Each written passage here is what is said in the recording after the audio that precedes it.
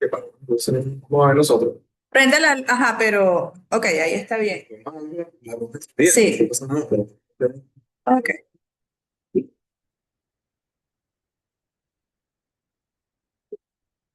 No,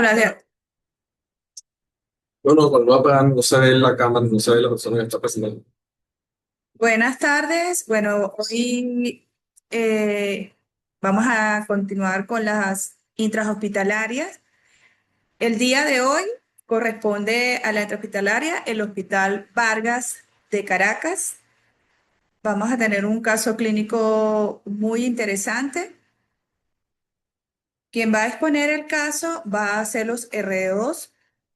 Va a hacer la presentación el doctor Marcos Vive y va a hacer la discusión la doctora Cela Herrera, coordinado por la doctora Lady Contreras. Entonces, me gustaría que participaran no solamente los presentes aquí en la sociedad, sino que si existen preguntas, dudas, sea bastante participativo. Entonces, a iniciar. Adelante, el doctor Marcos. Gracias, doctora. Permiso. Buenas tardes a todos. Bienvenidos. Esta es la presentación del caso clínico de la interhospitalaria a cargo del Servicio de Endocrinología y Enfermedades Metabólicas del Hospital Vargas de Caracas. Vamos a dar inicio con el caso clínico. Para cuestión de preservar los datos del paciente en anonimato, vamos a referirnos al paciente como YS, es de sexo femenino, de 49 años de edad, natural y procedente de la localidad, con ocupación asistente odontológica y no presenta ningún tipo de antecedentes ni diagnósticos pertinentes relacionados a la enfermedad actual.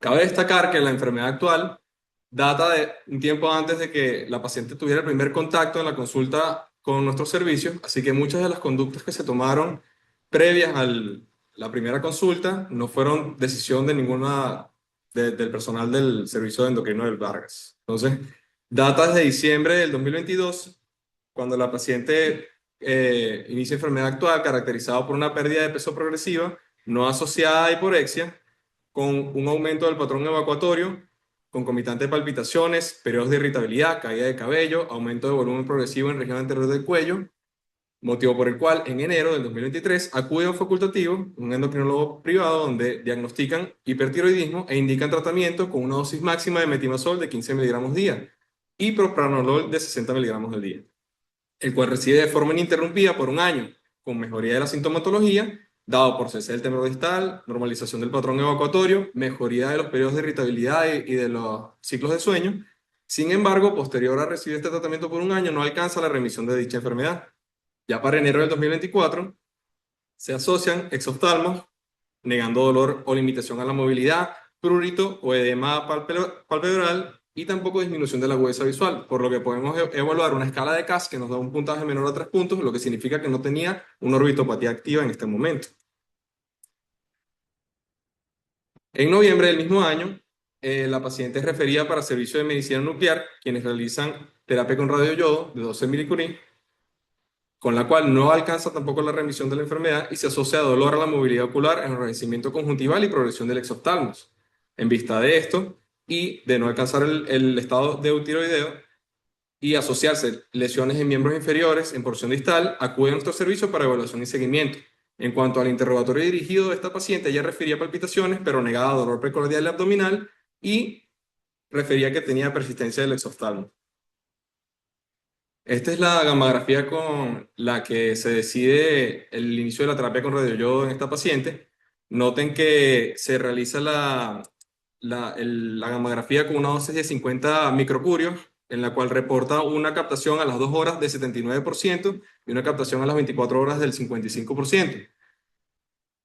¿Qué sucede? En la interpretación de la gamografía reportan que tiene una captación en rango normal. Sabemos que no es así, pero sí coincide con la conclusión de la gamografía que habla de una glándula hipercaptante. En este caso, les hago la siguiente interrogante. ¿Indicarán ustedes terapia con radioyodo como resolución definitiva para este caso, teniendo esos datos que aportamos anteriormente? Siéntanse libres de hacer cualquier intervención. Sí. Bueno, la indicación es que sí, tenía terapia para realizar radioyodo. Esta paciente tuvo falla para lograr el eutiroidismo y tuvo una ausencia de remisión después de 12 a 18 meses con terapia con antitiroideo. Pero eso nos lleva a la siguiente interrogante. ¿Indicaría ustedes profilaxis con glucocorticoides en esta paciente? De hecho, la respuesta es sí. La paciente ameritaba profilaxis con glucocorticoides en una dosis de 0.1-0.2 calculado de prednisona para evitar progresión del exoftalmo. Ya continuando con el caso de la paciente, en cuanto a los antecedentes, no tiene antecedentes médicos pertinentes. Los quirúrgicos tienen una histerectomía laparoscópica con conservación de ovarios por una miomatosis uterina en el año 2022. Y en cuanto a alérgicos, transfusiones, traumatológicos y epidemiológicos, ninguno pertinente positivo. En cuanto a los antecedentes familiares, su padre presentaba hipertiroidismo y un cáncer prostático en tratamiento con bloqueantes hormonales. Su madre era esquizofrénica con trastornos de personalidad tratados. Los ginecobstétricos tuvo 3 gestas, 2 abortos, una para, su menarquia a los 11 años, una menorrea post-histerectomía mencionada anteriormente. Y en cuanto a los hábitos psicobiológicos, no habían pertinentes. Para el examen funcional de esta paciente, ella negaba fiebre, sudoración nocturna, no presentaba prurito, no presentaba hipertermia. En cuanto al respiratorio, ella negaba disnea, ortopnea, tos, igual que el cardiovascular, solamente persistían las palpitaciones, negaba dolor precordial, el hábito evacuatorio se había normalizado y en cuanto al neurológico, no tenía ya manifestaciones. Para el examen físico del contacto con esta paciente, en primera instancia vemos que es una paciente que se encontraba ya en regulares condiciones generales, normotérmica, euneica y toleraba de cúbito aire ambiente. Sus signos vitales con una tensión dentro de límites normales, una frecuencia cardíaca en 77 latidos por minuto, respiratoria en 17 respiraciones por minuto, saturada perfecto del aire ambiente, con una temperatura adecuada, un peso en 70, talla de 1,61 m, con un índice de masa corporal en sobrepeso. En cuanto a su examen físico, las lesiones descritas en la enfermedad actual, evidenciamos que tiene un fototipo 4 según la escala de Fitzpatrick, con una turgencia y elasticidad conservados. Se evidenciaban lesiones de tipo nodulares en región pretibial, delimitadas con una superficie regular, consistencia firme y no eran eritematosas ni pruriginosas. En cuanto al examen físico de ORL, ven que tenemos unos ojos simétricos con retracción palpebral derecha, mirada brillante, movimientos oculares conservados. Se realizó una exoftalmometría en la cual evidenciamos un espacio intercantal de 110, un ojo derecho de 25 milímetros y ojo izquierdo de 23 milímetros. El resto del examen de ORL estaba dentro de límites normales. Continuando con el examen físico de cuello, tenemos que estaba aumentado de volumen en región anterior del cuello, una tráquea central, la tiroides era visible y palpable a 4N, móvil, de superficie lisa, consistencia firme, no dolorosa y presentaba soplo en ambos lóbulos. No se palpaban ganglios linfáticos en sitios habituales de exploración en este momento.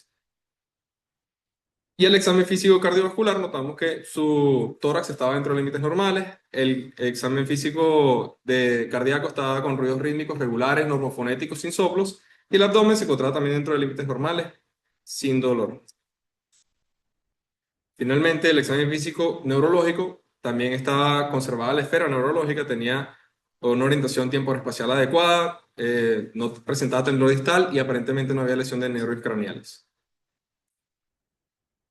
Estos son los exámenes paraclínicos con los que acude en el momento de la consulta, en los cuales tenía una hemoglobina levemente disminuida y los exámenes especiales notamos que tenía una TSH suprimida con hormonas libres elevadas y unos títulos de anticuerpos antirreceptor de TSH en 12,85 que para el valor de referencia estaban extremadamente elevados.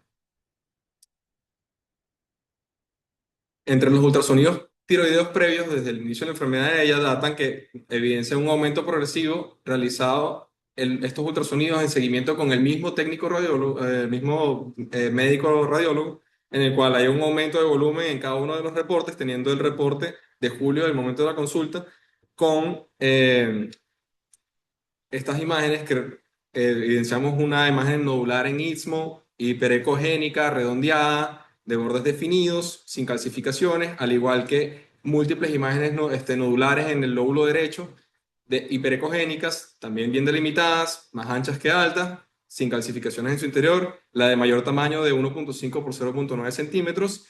En el lóbulo izquierdo también presentamos una imagen quística pequeña de 0,5 a 0,4 centímetros y una glándula que en el efecto Doppler se veía hipervascularizada, con un volumen total aumentado de 46 cc. Entonces, para este momento, ¿cuáles serían los posibles diagnósticos que podemos plantear de inicio con esta paciente? Si alguno quiere hacer alguna intervención, está bienvenido.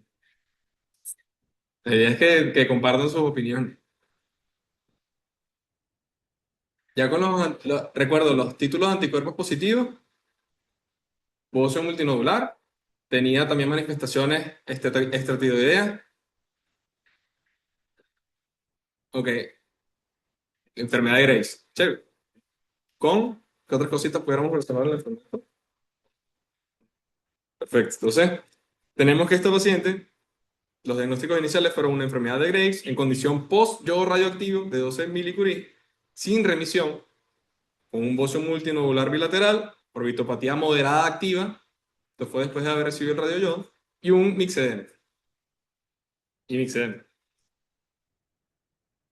En cuanto al seguimiento de esta paciente, en octubre del 2025 acude a control con los resultados paraclínicos que se le solicitaron. En este momento se instauran síntomas compresivos dados por disnea y disfagia. Para noviembre se solicita evaluación en conjunto del servicio de oftalmología, quienes solicitan una tomografía de órbitas, en la cual podemos evidenciar a la evaluación que se realizó una medición del espacio intercigomático, posterior una medición del reborde anterior ocular, tomando como valor definitivo 24 milímetros, los cuales coinciden con una proptosis descrita por un aumento del volumen mayor a 21 milímetros, lo que reporta la literatura, al igual que una medición de esclera posterior disminuida con un valor de 3,42 milímetros. En cuanto al límite normal, va de 9 más menos 2, entonces estaba disminuyendo. Tenemos como conclusión una proptosis ocular. Y en conjunto con el servicio de oftalmología se inician pulsos de metilprednisolona como tratamiento para la orbitopatía con posterior cumplimiento, teniendo una mejoría después del tratamiento con la metilprednisolona, ya teniendo un CAS menor a 3 puntos, y una exoftalmometría en la cual se evidencia que se redujo 1 milímetro en cada uno de los ojos. Durante sus evaluaciones en este tiempo ya recibió múltiples modificaciones de la dosis de los medicamentos antitiroideos, teniendo una dosis máxima de metimazol de 30 miligramos distribuido en 3 dosis, selenio de 200 microgramos, pulsos de metilprednisolona de 500 endovenosos semanal durante 6 semanas, seguido de 250 miligramos de metilprednisolona durante 6 semanas más, y propranolol para mitigar los síntomas cardiovasculares de 20 miligramos 2 veces al día como dosis máxima. Entonces, en este momento, ¿ustedes qué conducta tomarían con este paciente que ya sabemos que tuvo un desarrollo de de la orbitopatía posterior al radioyodo? No ha hecho remisión de la enfermedad. Todavía presenta títulos de anticuerpos positivos. Entonces, ¿qué opinan ustedes que deberían hacer con este paciente? Una tiroidectomía. ¿Estamos todos de acuerdo? Ok, entonces en ese momento, sí, el paciente tenía indicaciones directamente de tiroidectomía. No se podía repetir la terapia con radioyodo debido a que el paciente ya presentaba un exoftalmo y no podía, eso contraindicaba la terapia nuevamente. Tenía niveles de anticuerpos positivos y tenía una orbitopatía activa. Entonces, por ese motivo, la paciente acude a consulta para la evaluación prequirúrgica, en la cual tenemos una radiografía de tórax en la cual no vemos que hay un bocio sumergido, la radiografía realmente se encuentra dentro de límites normales, una tomografía de cuello con contraste en la cual vemos una glándula hipercaptante con múltiples imágenes nodulares en el lóbulo tiroideo derecho con un aumento de tamaño significativo. Estos son los exámenes de seguimiento de la paciente. Noten que hubo mejoría de los valores de la hemoglobina, hubo ascenso de la misma, por lo cual ya no planteamos la anemia con esta paciente. Y entre los exámenes especiales, estas son las titulaciones. Vemos el progreso de las hormonas tiroideas libres y de la TSH, en la cual se tuvo que hacer diferentes ajustes hasta llegar a la normalidad de las hormonas libres para poder hacer la intervención quirúrgica.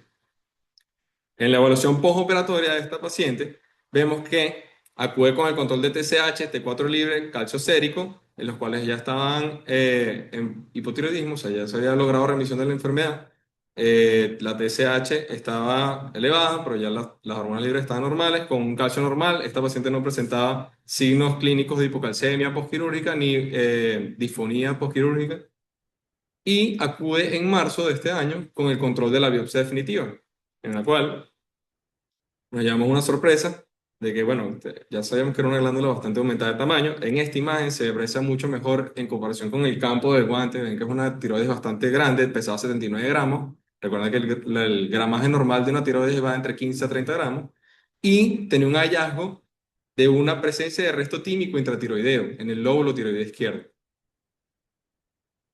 motivo por el cual se le solicitó una tomografía de tórax, en la cual no evidencian un timo mediastínico en los diferentes cortes, en mediastino superior, medio e inferior, y presenta un ganglio subpleural, el cual está siendo estudiado actualmente por servicio de neumología. Ahora, teniendo todos estos hallazgos, y lo mencionaba anteriormente, ¿cuáles serán los diagnósticos finales que plantearíamos con esta paciente?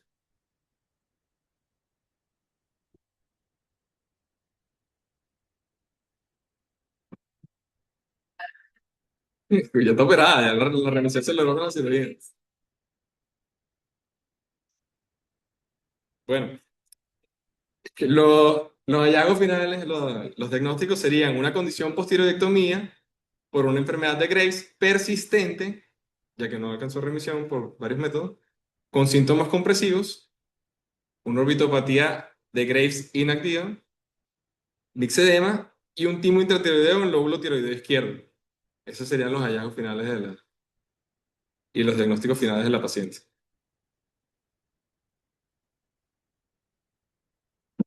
Ahora, entrando en tema de discusión, va a hablar la doctora Mirlene Herrera.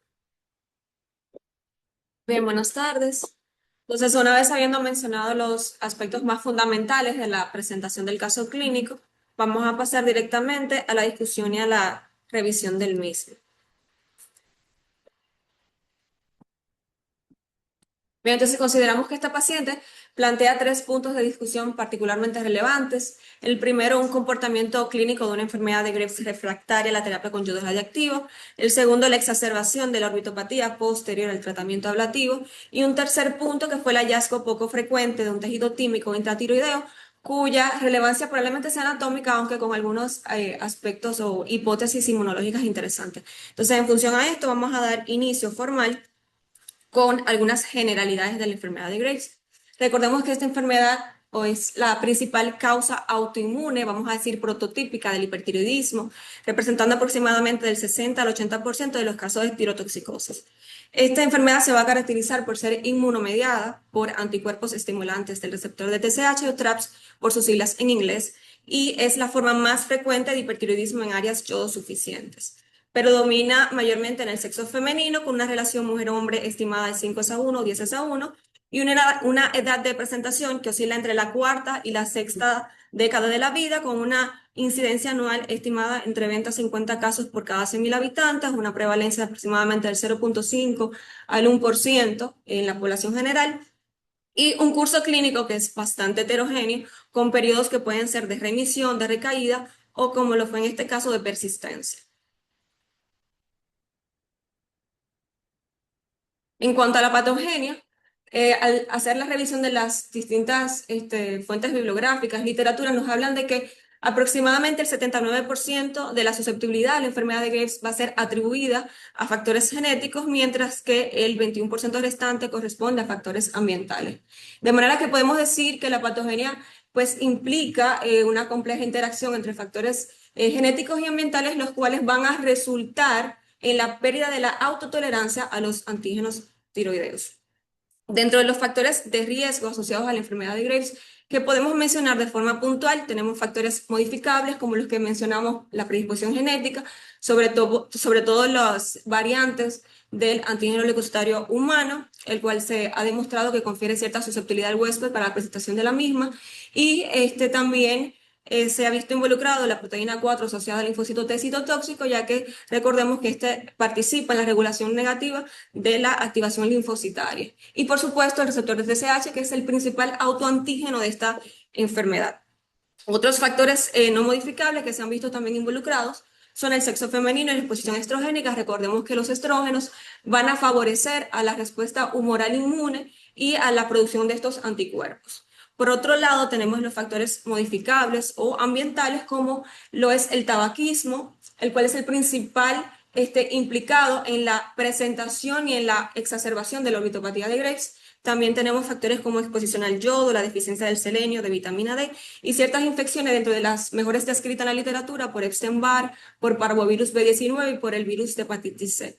Existen también fármacos que sean vinculados, como los inhibidores del punto de control inmunitario, el aletuzumab y la targa o terapia antirretroviral de alta actividad en el VIH. Entonces, todos estos factores nos pueden llevar, como mencionaba, a la pérdida de la autotolerancia a los antígenos tiroideos y a la génesis de la enfermedad como tal.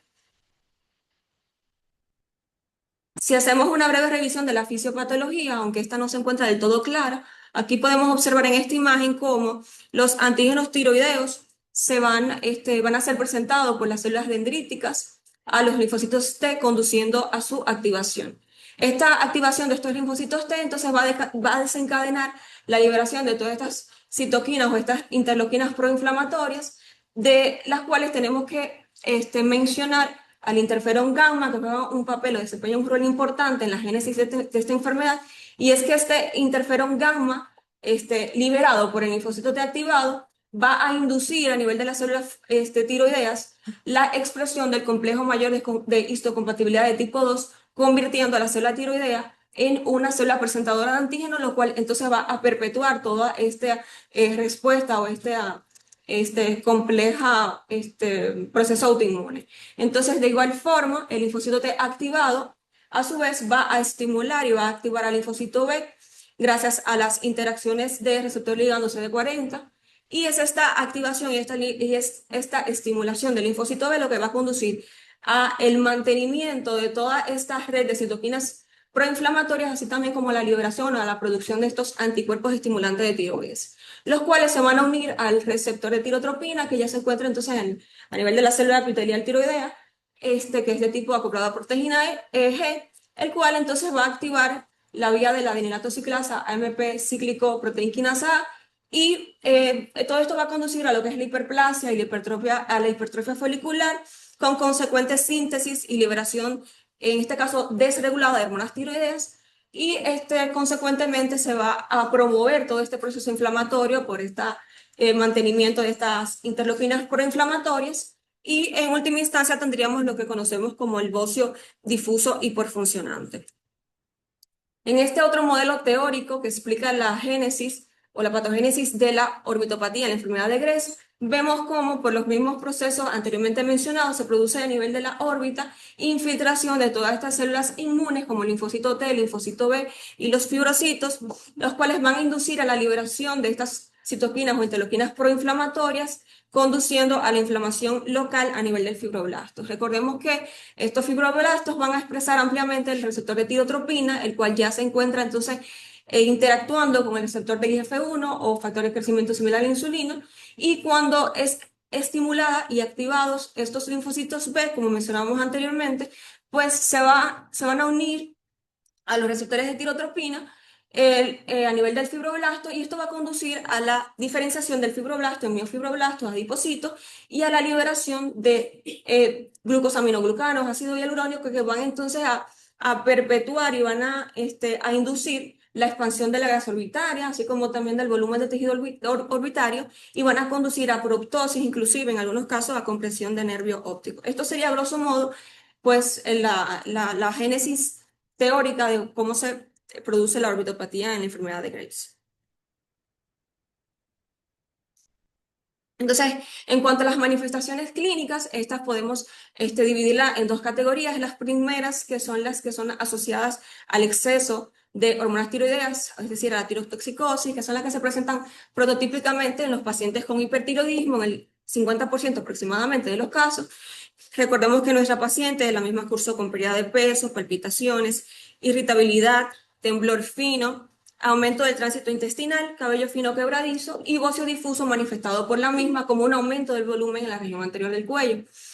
Cabe destacar en este punto o hacer la acotación de que estas manifestaciones van a variar en función a la edad del paciente, ya que recordemos que en los pacientes adultos mayores o ancianos, estos manifiestan un tipo de hipertiroidismo conocido como hipertiroidismo apático, en donde las manifestaciones no son tan floridas, y más que nada estos van a manifestar pérdida de peso o pérdida del apetito, arritmias como la fibrilación atrial, y más que nada la habilidad emocional. En estos pacientes no es tan típico la la presencia de bocio, a diferencia de otros pacientes más jóvenes.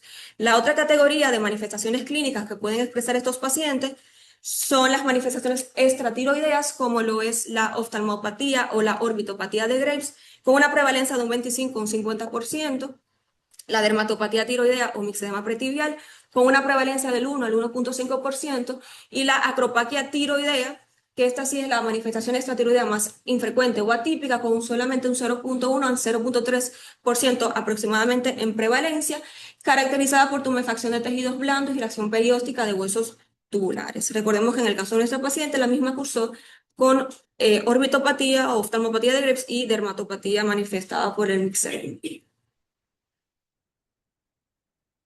Entonces, en cuanto a la evolución inicial en la enfermedad de Graves, una vez tenemos la clínica sugestiva, sospechosa de enfermedad de Graves, deberemos de hacer la confirmación bioquímica de la tirotoxicosis, donde nos vamos a encontrar con unos parámetros bioquímicos muy característicos, con unos niveles de hormona estimulante de tiroides suprimidos y unos niveles de T4 y T3 libre elevados. Esto nos obliga entonces a realizar la confirmación etiológica mediante la medición de anticuerpos antirreceptores TSH e inmunoglobulina estimulante de tiroides.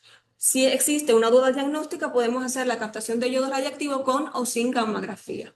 Posterior a esto, debemos de estratificar la gravedad de la enfermedad en función de las manifestaciones que presenta el paciente, lo cual nos puede orientar acerca de la toma de decisiones terapéuticas, valorar también las manifestaciones extratiroideas que este paciente pudiese estar presentando, caracterizar la glándula. Para esto hacemos uso de herramientas como la ecografía Doppler a color, la cual nos permite entonces caracterizar al bocio, qué tan hipervascularizada se encuentra la glándula, si hay presencia o no de nódulos o de síntomas compresivos acompañantes. Todo esto entonces nos ayudaría a definir un tratamiento inicial individualizado, que pudiese ser cualquiera de las modalidades terapéuticas, como antitiroideos, terapia con yodo radiactivo, o ya una resolución quirúrgica definitiva mediante la tiroidectomía.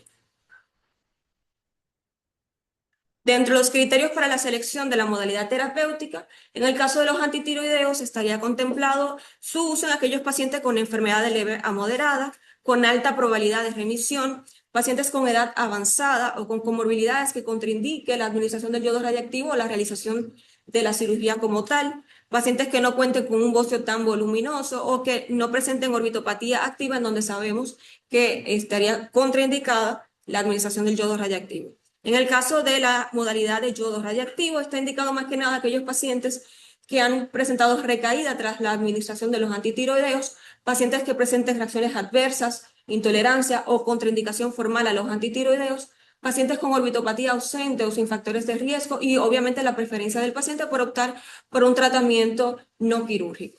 Y ya la cirugía estaría entonces contemplada para aquellos pacientes con un bocio muy voluminoso, que se acompaña de síntomas compresivos, que presenta orbitopatía de moderada a severa o nódulos que tengan características sospechosas, el deseo gestacional precoz, la necesidad de una resolución rápida, un hipertiroidismo severo refractario o aquellos pacientes que simplemente tengan titulaciones de antirreceptores TSH elevados. Bien, acá mostramos un algoritmo de lo que sería el manejo de la enfermedad de Graves, en donde debemos de elegir la modalidad terapéutica según las características del paciente y obviamente sus preferencias. Aquí tomamos en cuenta la edad del paciente, las comorbilidades, el tamaño del bocio y obviamente si hay orbitopatía activa, las titulaciones de los antirreceptores TSH y la preferencia del paciente como mencionamos anteriormente. Sabemos que como modalidad de primera línea contamos con los fármacos antitiroideos, como es el caso del metimazol, a dosis iniciales que varían según la severidad de la enfermedad y que en condiciones o con consideraciones especiales, como en el caso del embarazo, estaría pues contemplado el uso del propilturacilo. La duración habitual, según las literaturas, es de aproximadamente 12 a 18 meses, siempre tratando de hacer una titulación a la menor dosis eficaz. Y en caso de una evolución tras su suspensión que no sea la adecuada, es decir, de recaída o de persistencia, pues estaría contemplado reiniciar la terapia con antitiroideos, en este caso a largo plazo, pero a dosis bajas, o remitir inmediatamente a administración con yodo radiactivo o a resolución quirúrgica definitiva mediante la tiroidectomía. En el caso del yodo radiactivo, como consideraciones especiales que tenemos que tomar en cuenta previo a la administración del mismo, es que debemos de llevar al paciente a un estado lo más cercano a la eufunción y se debería de evaluar la oftalmopatía considerando siempre la profilaxis en aquellos casos de pacientes con alto riesgo. El seguimiento debería de realizarse cada 4 a 6 semanas durante los primeros 6 meses o hasta que el paciente se encuentre ya en un estado de hipofunción. Si existe persistencia posterapia con yodo radioactivo, es decir, posterior a los 6 meses, se debería de repetir una segunda dosis, considerar una resolución quirúrgica definitiva o simplemente continuar con los antitiroideos hasta poder entonces tomar una decisión definitiva. Y bueno, en el caso de nuestra paciente, que pues, la misma cursó con un bocio muy voluminoso, con síntomas compresivos y orbitopatía activa, entendíamos que la modalidad terapéutica ideal en este caso es la tiroidectomía total. En cuanto a los fenotipos evolutivos de la enfermedad de Graves según la respuesta terapéutica, en la modalidad de antitiroideos, consideramos remisión aquel paciente que se encuentra en un estado de eufunción mantenido después de suspender los antitiroides, es decir, al cabo del año. Mientras que aquel paciente que se encuentra en recaída es aquel que persiste con el hipertiroidismo después de una respuesta inicial y suspensión del tratamiento, es decir, al cabo de los 6 a 12 meses post la terapia con los mismos. En el caso de la modalidad con yodo radiactivo, se considera en control aquellos pacientes que presentan normalización del estado tiroideo, ya sea porque se encuentran en eufunción o con hipofunción que amerite de reemplazo hormonal con levotiroxina sódica. Y persistencia, pues aquellos pacientes que tengan un hipertiroidismo sostenido después del tratamiento con yodo, es decir, después de los 6 meses post terapia con yodo. En cuanto a la cirugía, la resolución definitiva pues implicaría un control completo del hipertiroidismo después de la misma, es decir, observable inmediatamente a los 3 meses postoperatorios, y hablamos ya de refractariedad cuando existe una falla completa o total del control del hipertiroidismo a pesar de un tratamiento adecuado con cualquiera de las modalidades anteriormente mencionadas. Entonces, dentro de los factores de riesgo predictores de recaída o mala respuesta a los antitiroideos, aquí podemos incluir una edad joven, es decir, menor a los 40 años, niveles elevados de los antirreceptores de TSH al momento del diagnóstico, un bocio muy voluminoso, niveles elevados tanto de T4 como T3 libre al momento del diagnóstico, una relación T3-T4 libre elevada, orbitopatía o oftalmopatía de Graves concomitante, niveles bajos de anticuerpos antitiroglobulina al momento del diagnóstico o la persistencia de los anticuerpos estimulantes de tiroides durante el tratamiento. Sin embargo, cabe resaltar que estos factores de predictores de manera aislados o solos, pues tienen un valor limitado. Es por esto que se han desarrollado otros modelos predictivos e integrados con la finalidad de estimar el riesgo de recaída tras la terapia con antitiroides, como lo es en la escala de Grade o el Grade Score. Este Grade Score va a tomar como consideración 4 parámetros que son la edad del paciente, los niveles de T4 libre, de inmunoglobulina de inhibidora de unión a la tirotropina las titulaciones de TRAP y el grado de bocio según lo contemplado por la Organización Mundial de la Salud. Esto permite que se le asigne un valor con una puntuación máxima de 6 puntos, de forma que clasificamos a aquellos pacientes con una puntuación de 0 a 1 punto como clase 1, de 2 a 3 puntos clase 2 y de 4 a 6 puntos clase 3. Mientras mayor sea la puntuación y mayor sea la clase, pues obviamente mayor va a ser la tasa o la estimación de recaída tras la terapia con antitiroideos. Esto pues es una herramienta sumamente útil porque nos permite determinar de primera instancia si el tratamiento con los antitiroideos realmente es el de primera línea o deberíamos de recurrir a otras modalidades terapéuticas. También acá vemos al lado, del lado derecho esta otra modificación del Grade Score que si bien ha sido validada por ciertas cohortes, no es tan utilizada en la práctica clínica, pero debemos de saber que existe esta modificación en donde también medimos lo que es la susceptibilidad genética mediante la medición de polimorfismos del antígeno leucocitario humano, así como también del gen PTPN22. En cuanto a las tasas aproximadas de remisión o fracaso según la modalidad terapéutica, en el caso de los antitiroideos, con una duración de 12 a 18 meses, se ha visto una remisión tras la misma de aproximadamente el 30 al 50% con recaída frecuente de su suspensión. En el caso de los antitiroideos utilizados de manera prolongada pero a bajas dosis, se ha visto una menor recaída. Algunas revisiones reportan recaída cercana al 10 al 15% con el tratamiento a largo plazo y bajas dosis. En cuanto a la terapia con yodo radiactivo, la remisión o el control ha sido observado en el 80 al 90% de los casos con falla o necesidad de retratamiento en solamente el 10 al 20% de los casos, y ya con la tiroidectomía la resolución definitiva es observable en más del 95% con una recurrencia relativamente baja. Entonces, para contextualizar la eficacia comparativa entre las distintas modalidades terapéuticas, traemos esta revisión de este estudio de Schoening y colaboradores, con el objetivo de comparar los resultados a largo plazo entre las distintas modalidades terapéuticas. Este estudio fue de tipo cohorte prospectivo multicéntrica observacional con una muestra de 1.186 pacientes con enfermedad de Graves, con un seguimiento a largo plazo de 6 a 10 años, en donde en términos de remisión a largo plazo, se pudo concluir que la cirugía mostraba una mayor reducción sostenida en un 96.3%, en comparación a, por ejemplo, la terapia con yodo, en donde hubo una remisión de un 81.5%, donde solamente en la terapia con antitiroideos hubo necesidad de hacer un recambio del tratamiento para poder conseguir unas tasas de remisión equiparables. Similares resultados fueron observados en este otro estudio asiático de Liu y colaboradores. De igual forma, un corte retrospectivo poblacional comparativo, donde también pues, se compararon los resultados a largo plazo entre las distintas modalidades, pero como tratamiento inicial, aquí en este estudio ellos tuvieron una muestra de 6.385 pacientes con enfermedad de Graves durante el periodo comprendido entre el 2003 al 2015.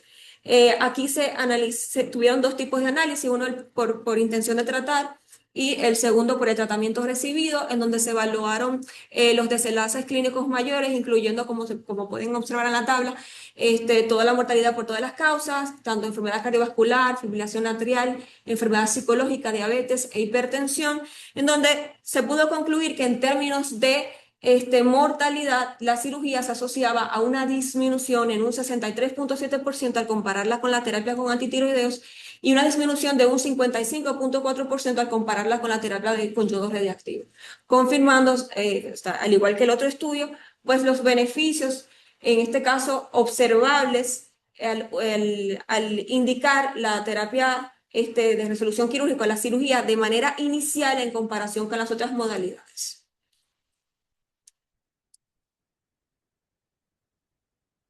Entonces, en este caso, ¿por qué pudo no ser suficiente la terapia con yodo radiactivo? ¿Por qué existió persistencia posterior a la misma? Entonces, para esto, actualmente, se reconoce que la falla a la terapia con yodo radiactivo, esta va a responder a factores que pueden ser anatómicos o inmunológicos. Dentro de los factores anatómicos, aquí se incluyen, pues, básicamente los que influyen en la eficacia del yodo radiactivo, como lo es la glándula aumentada de tamaño, es decir, una glándula que tenga una mayor masa funcional tiroidea, una distribución heterogénea de captación o una dosis relativamente insuficiente. Mientras que dentro de los factores inmunológicos que se han visto vinculados con la falla a la terapia con yodo radiactivo, tenemos los derivados de la destrucción tisular con liberación antigénica, la elevación transitoria de estos anticuerpos antireceptores TSH, la amplificación de la respuesta autoinmune y la reactivación inmune en pacientes susceptibles. ¿Cuáles van a ser los factores predictores? Bueno, un bocio voluminoso, niveles elevados de T3, antireceptores TSH elevados, una captación muy aumentada o una dosis relativa insuficiente como veíamos anteriormente. Mientras que dentro de los marcadores tempranos de respuesta insuficiente de la terapia post-yodo radiactivo, tenemos la persistencia del hipertiroidismo a los 3 meses, lo cual nos orienta a una respuesta incompleta, un hipertiroidismo persistente a los 6 meses, donde nos orientaría en este caso a un probable fracaso terapéutico. Entonces, continuando con el abordaje escalonado, en la enfermedad de Graves post-yodo radiactivo, aproximadamente del 10 al 15% de los pacientes con enfermedad de Graves van a requerir una segunda dosis y la tasa de fallo global tras la primera dosis es de aproximadamente del 10 al 20%. ¿Qué es lo que recomiendan las mayorías, o sea, las guías y los distintos consensos? Que al cabo de los 3 meses se debe de hacer un seguimiento clínico y bioquímico seriado, en donde se debe valorar la clínica del paciente, haciendo uso de ser necesario de manejo sintomático con beta bloqueantes o terapia, vamos a decir, de puente o transitoria con antitiroideos como el metimazol. Al cabo de los 3 a 6 meses se debe de reevaluar la respuesta terapéutica y si existe una mejoría parcial, pues simplemente se continúa pues la vigilancia estrecha. Al cabo de posterior a los 6 meses, si hay persistencia del hipertiroidismo, podríamos plantearnos que pues, existe un fracaso de la terapia con yodo radiactivo y debemos de considerar una segunda dosis o remitir directamente a una resolución quirúrgica definitiva. En cualquier momento se va a favorecer a la tiroidectomía total, sobre todo en aquellos casos donde concomitantemente el paciente cursa con una orbitopatía activa moderada o severa, con un bocio muy voluminoso que se acompañe de síntomas compresivos o con nódulos con características sospechosas o simplemente la preferencia del paciente por optar por una resolución definitiva, en este caso quirúrgico.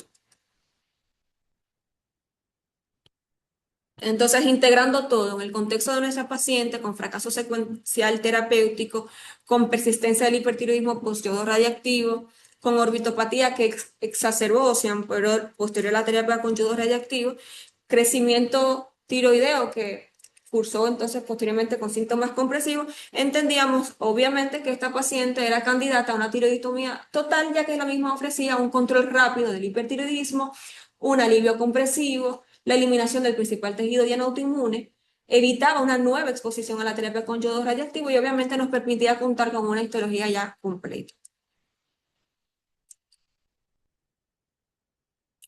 Entonces, ¿por qué empeoró la orbitopatía posterior a la terapia con yodo?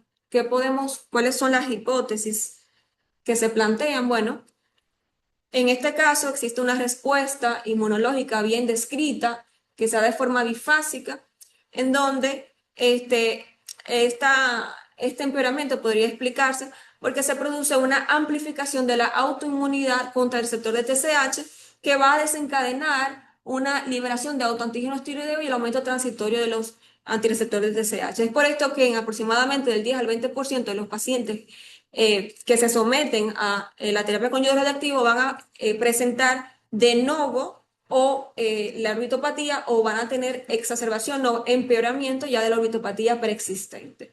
Entonces podríamos decir que de manera fisiológica esto está descrito por esta primera fase. Ahora, lo normal es que ya en una segunda fase, meses posterior, si se ha hecho una ablación tiroidea de manera efectiva, va a haber una disminución del estímulo antigénico y por lo tanto vamos a tener una disminución de estos antirreceptores de TSH con una mejoría progresiva de la orbitopatía.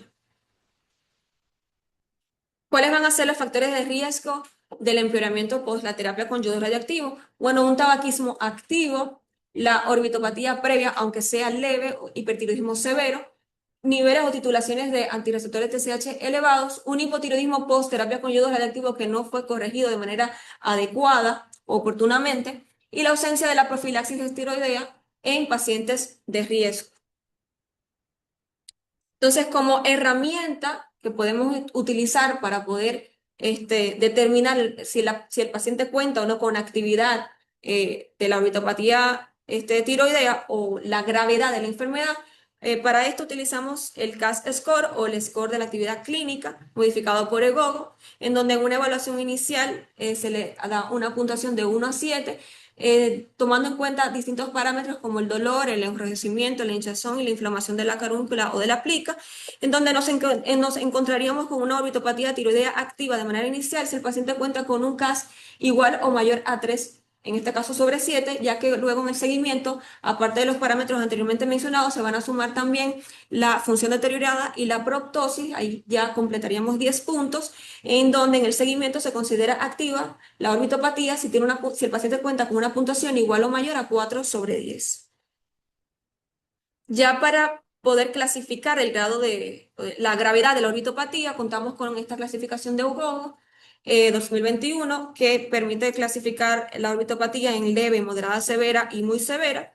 La orbitopatía leve es aquella en donde por lo general se cuentan con uno o más de los siguientes hallazgos, que son una retracción palpebral leve, es decir, menor a 2 milímetros, afectación leve de tejidos blandos, esoftalmo menor a 3 milímetros, y la ausencia de diplopía o diplopía intermitente y exposición corneal. Ya en el caso de la orbitopatía de moderada a severa es aquella en donde por lo general se cuentan con dos o más de los siguientes hallazgos, que pueden ser una retracción palpebral, ya en este caso mayor a los 2 milímetros, afectación moderada o severa de tejidos blandos, esoftalmo mayor o igual a 3 milímetros, y una diplopía inconstante o constante. Ya la forma muy severa o la amenazante para la visión, pues acá se incluyen los pacientes que ya cursan con una neuropatía óptica distiroidea y o daño córneo.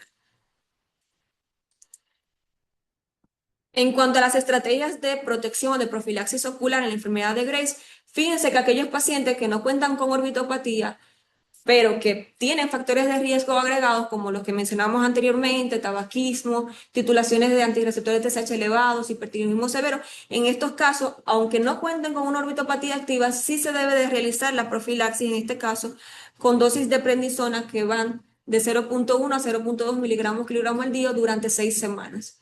En aquellos pacientes que cuenten con una orbitopatía ya leve, con un riesgo moderado a alto, también debe de realizarse la profilaxis con glucocorticoides, en este caso igual prednisona, dosis un poco más elevada de 0,3 a 0,5 miligramos kilogramos al día durante 3 meses. Y por supuesto, pacientes con orbitopatía moderada severa activa o amenaza visual, es decir, pacientes con alto riesgo, muy alto riesgo, de estos pacientes no está indicada, de hecho se contraindica formalmente la administración del yodo radioactivo, por lo tanto, la profilaxis en estos pacientes no aplica.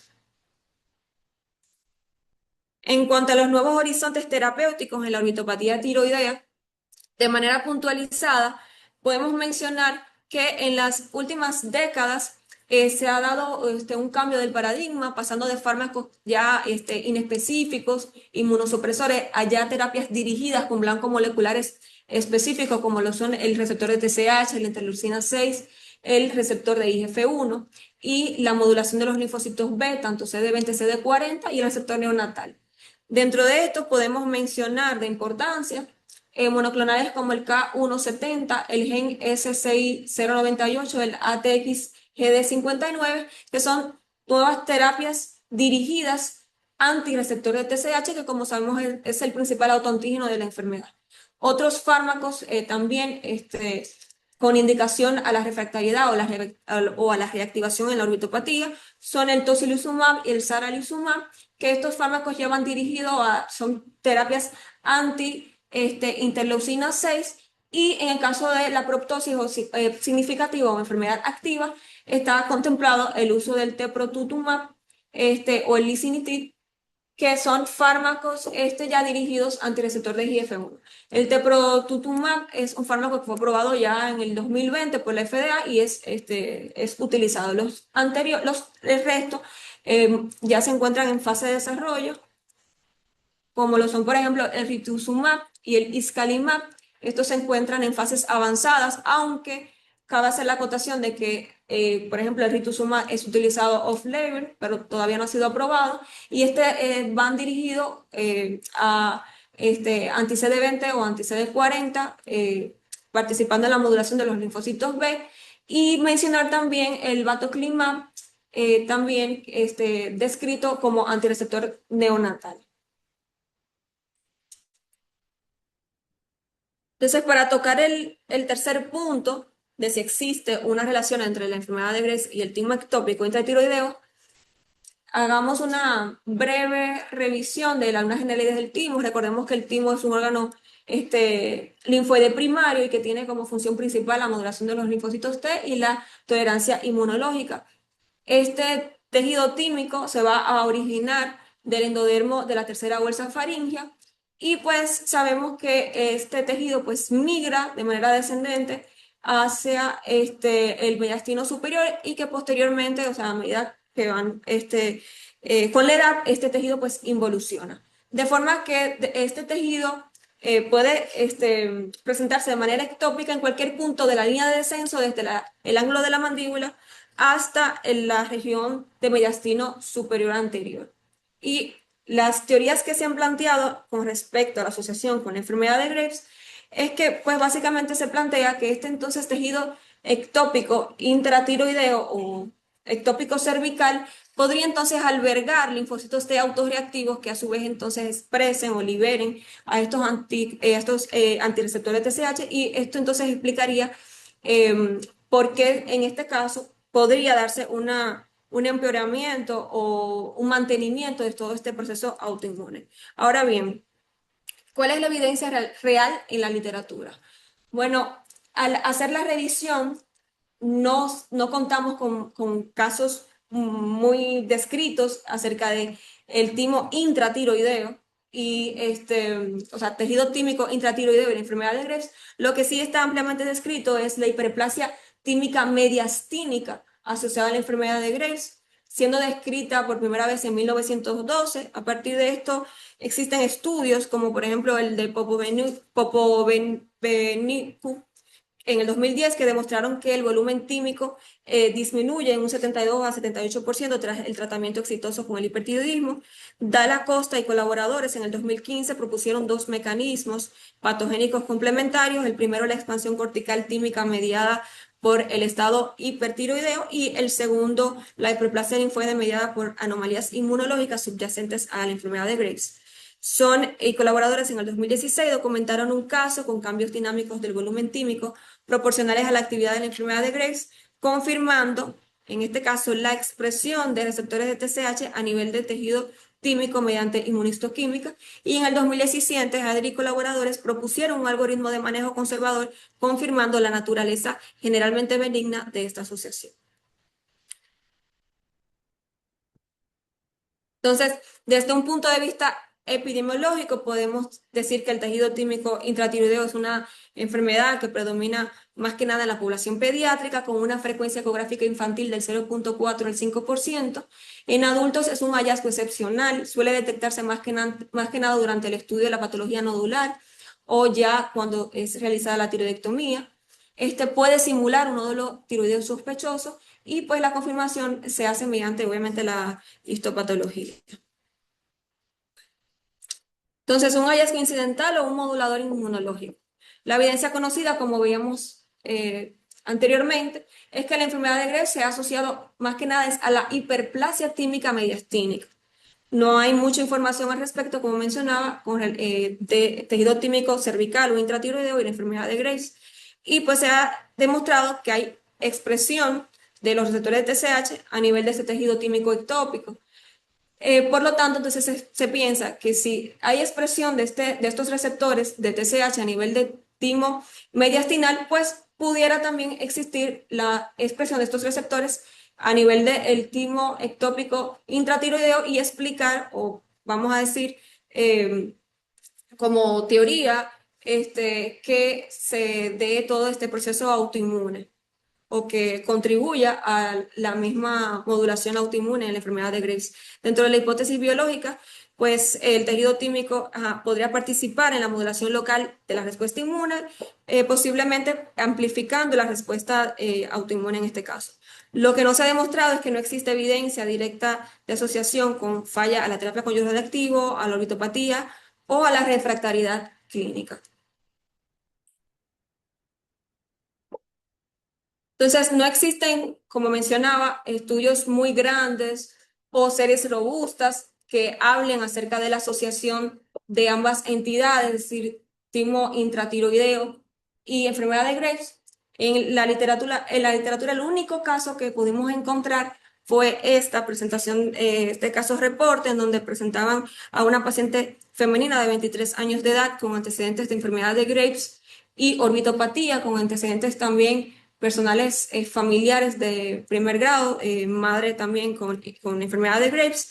La misma había sido manejada con antitiroideos, en este caso metimazol, presentando reacciones adversas manifestadas por prurito generalizado, para lo cual fue necesario el cambio a este propilturacilo, en vista de que la misma persistió con los síntomas de hiperfunción, pues esta fue remitida directamente, en este caso, a tiroidectomía total por la refractariedad al tratamiento con los antitiroideos, y como hallazgo, la anatomía patológica reportó un tejido tímico ectópico intratiroideo focal asociado a cambios compatibles con la enfermedad de Graves tratada. ¿Qué concluyeron estos investigadores, pues que es una entidad excepcional y que habitualmente está subdiagnosticada y que puede confundirse con nódulos tiroideos o lesiones sospechosas en estudios de imágenes. De manera que podemos decir entonces o concluir que la evidencia disponible sugiere que se trata de un hallazgo más que nada incidental, sin un impacto demostrado en la respuesta terapéutica ni en la evolución, solo hipótesis.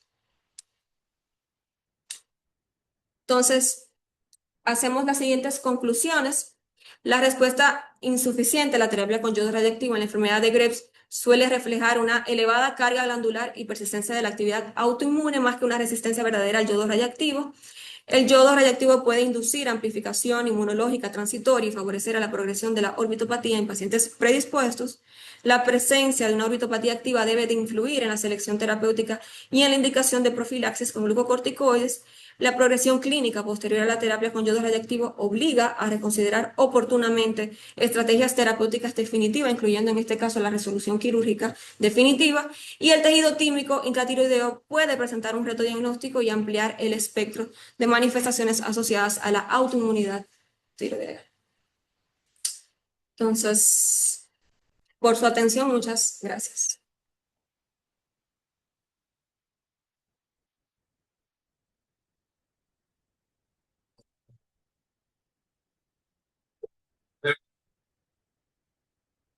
La doctora Borges.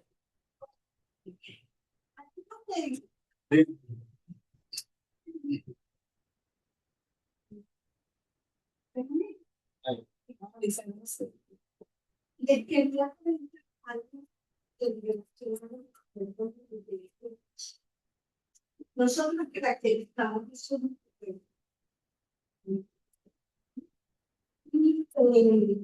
Hay dos tipos de diferentes tipos de sector de desechos. Unos que se emiten todo, pero que no estimulan la clase. Y eso está presente en las tiroides y lo vemos en el paciente que desarrolló endocrinitis y debilidad los anticuerpos. Y los anticuerpos que son estimuladores que se miran en el receptor y estimulan el ciclo de la hormona y los que ven de los anticuerpos que se queda el ensayo de los estimuladores, tallo stimulating programs.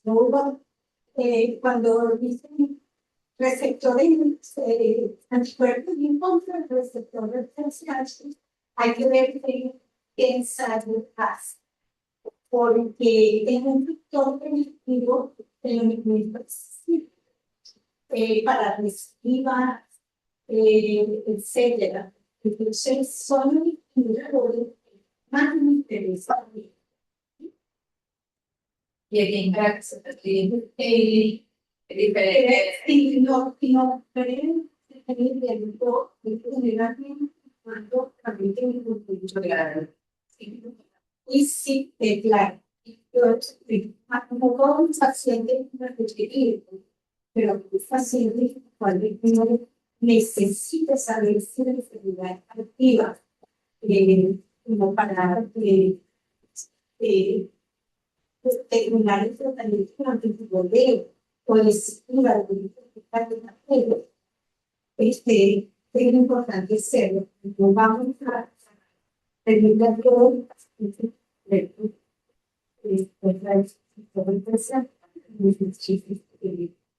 otra doctora siempre distingue la recidiva de la afección ocular. Una vez que suspenden el esteroide, nuevamente se está por ejemplo,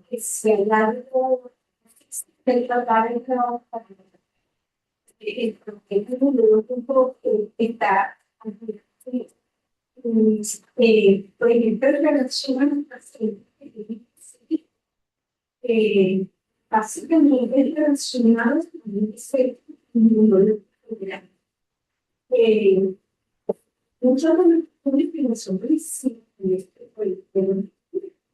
pues no como una paciente que necesitaba 3, Y la verdad, al cabo de cierto tiempo, siempre de una próxima. O sea, nosotros encantado de tener al próximo porque era el material que teníamos para ayudar que estudiaban este estudio. Y esa paciente había recibido, era una paciente ya habilitada, había recibido el neuroinformático. Pero en 2005, el cuerpo fue bajar y O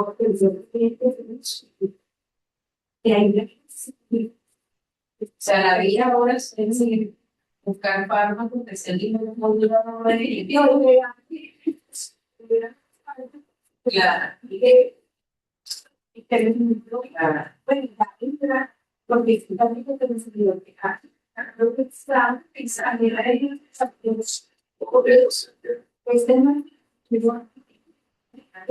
sí, la terapia. ¿Alguna pregunta, alguna inquietud? Excelente. Yo quería preguntar eso, los Mirena hicieron seguimiento a largo plazo, ¿cuál es el tiempo máximo en el cual usaron antipiretroides? Que claro, la referencia a la literatura son los 18 meses y tal, pero como hacía, ahí hubo unos en 2003, me parece que era como 15, 20. Sí, en ese tomaban como consideración hasta 20 meses. O sea, sería 20 meses. pero sabemos que en la literatura siempre nos hablan de 18 de 12 a 18 meses. Pero no, incluso hay estudios que hablan de por vida, sí, es de 2.5 a 5 miligramos. Sí. Exacto. No, ¿hay alguna pregunta? Revisen ahorita. Chao. Chao. Felicidades. Ah, sí, que se escuchaba mal comentario, pero bueno.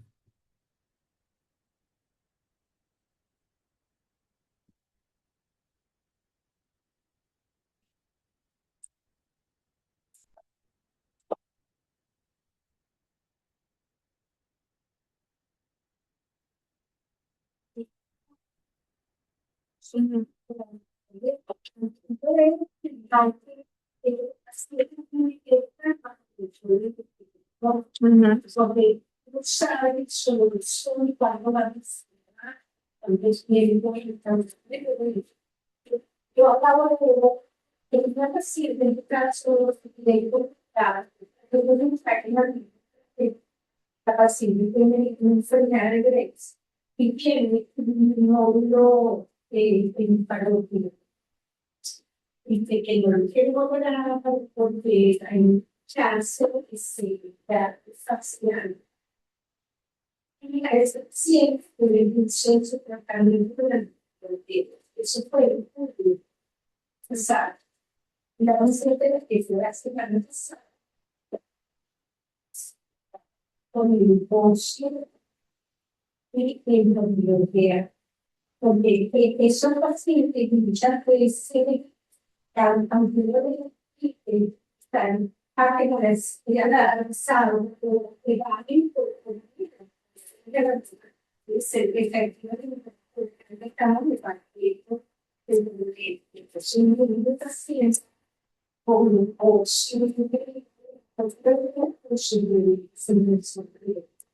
sea que el paciente con enfermedad tiene que sentarse y explicarle que se va a el lo otro que es importante es que pueden haber percibido hablar de plazo. O sea que siempre uno tiene que decir al paciente existe un chance mínimo de que haya recibido eso.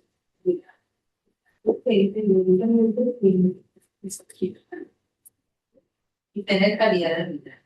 Claro. Porque ese es otra, la automático, voy a relaciones metabólicas, o sea, todo lo que signifique afección del sistema. Como siempre, un buen estilo de vida. Claro. Gracias, doctor.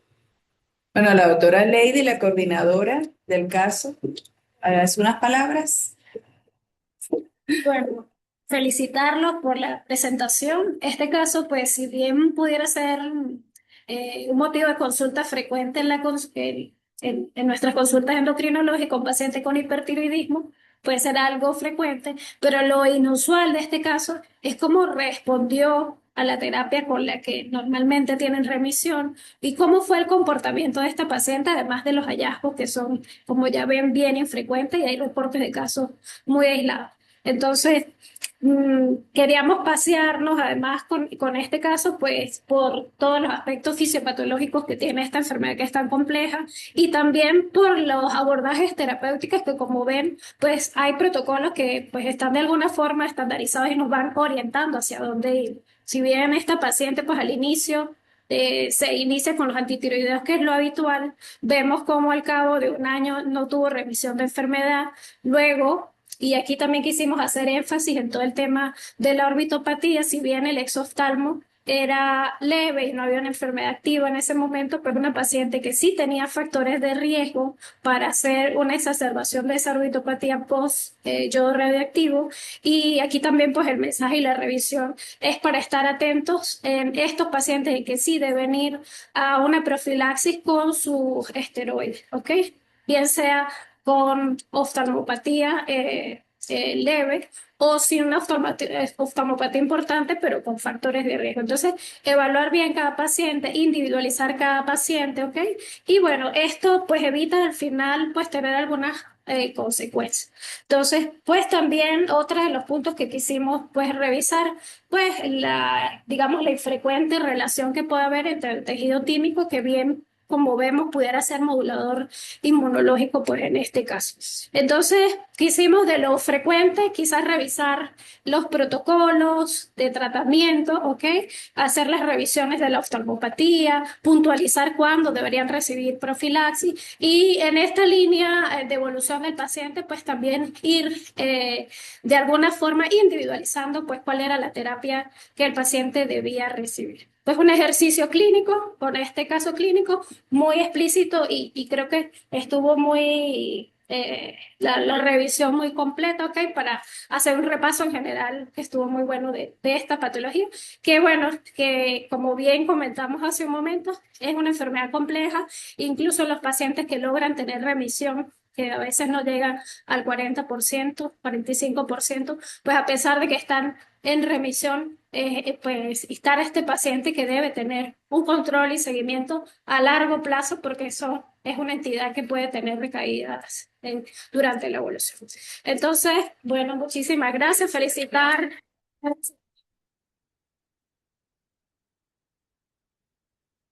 Damos al doctor Marcos por su presentación y a la doctora Mirlena por la excelente revisión del tema. Muchísimas gracias. Gracias por asistir. Bueno,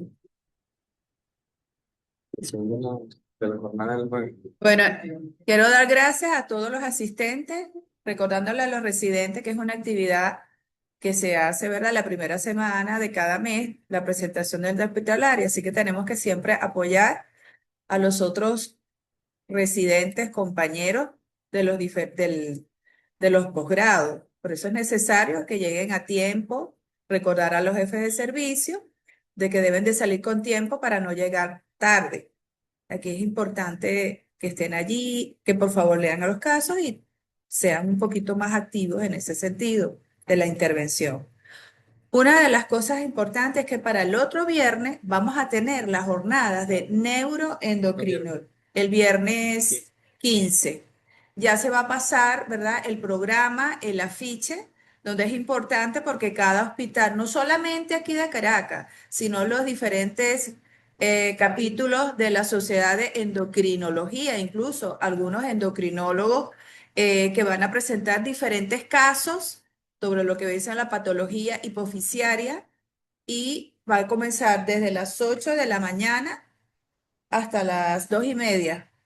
Vamos a, igualmente la participación de neurocirujanos, ¿ok?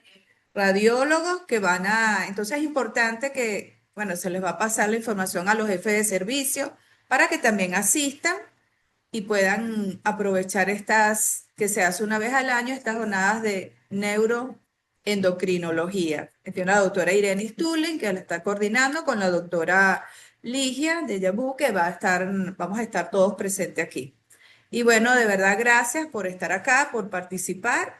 Ahora los invitamos a un pequeño lunch. Gracias al Laboratorio Palmorca por su colaboración. Bueno, sí, sí. Ya lo sé. Gracias. Ya lo sé. Gracias a todos por asistir a la videoconferencia. Que tengan feliz día, feliz tarde.